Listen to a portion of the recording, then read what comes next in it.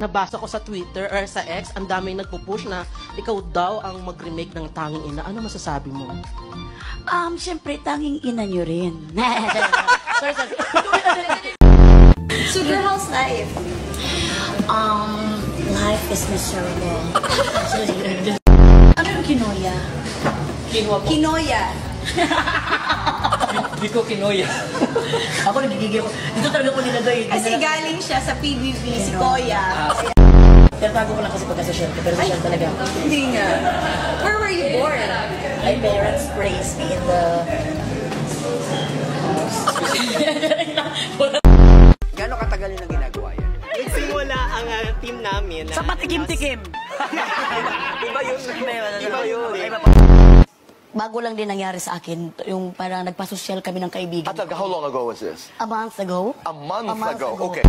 Sabi ko, Hindi, Sabi ko, akala niyo mahihiya ako sa inyo. May pera ako, bagong sweldo. Adjust na yun. Pa-order ako. Di ba dapat mga restaurant, hindi pala pa-order, no? Correct. Tatawag na, can you have? Diba ganun? Pero na-pa-order ang sabi ko. Can I have the menu, please? Pero ang sabi ko, pa-order ako ng blueberry. Blueberry ang nasabi ko. Anong ano? Blueberry. Blueberry. Oo, pero, oh my God. Pero dahil yun ang effort mo para maging social.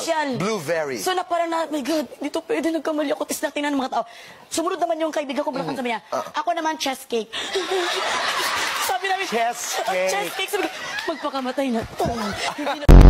So, syempre, first time ka mapapanood sa GMA, no? Sabi nga ni VJ Ai kanina, paano kapag bigla kang pinapasok sa bahay ni Kuya? Game ka pa ba? Parang hindi ko na kayang pumasok. Uy, kasi siyempre may mga anak ba tayo. Pero kung ipasok kaming pamilya, di okay na. Para makalibre na rin kami ng bigas at saka makalibre na rin lahat. Kasi mahal din ang kuryente, mahal na rin ang buwan. So, why not? Big brother, sige na lang. Kasi ang ginawa namin hotel para magkaroon na rin kami ng staycation.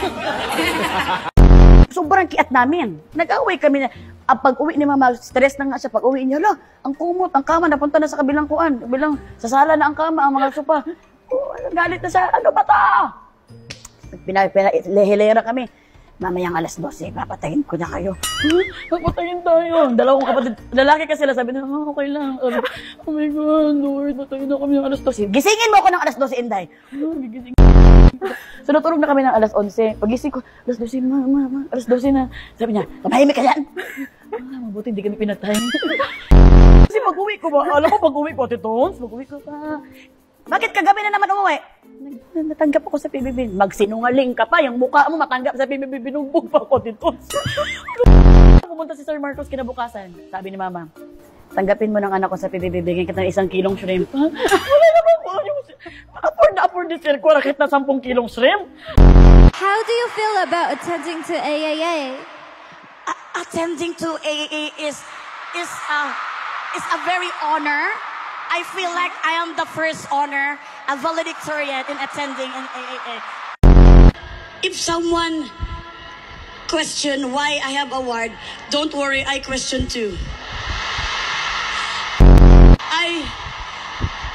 I just received award all of my life from my mother and father every time they're angry to me. Tonight, my heart is very the best. I think because because of God moves in mysterious ways and it is because of the. Pero ito, Kwanti, may tanong ako para sa iyo. Okay, ano ba ito? Gaano ba kahirap pigilan ng feeling sa loob ng bahay ni Kuya? Talagang, alam, ang pag-ibig kasi sa loob ng bahay, hindi mo para yung utot eh.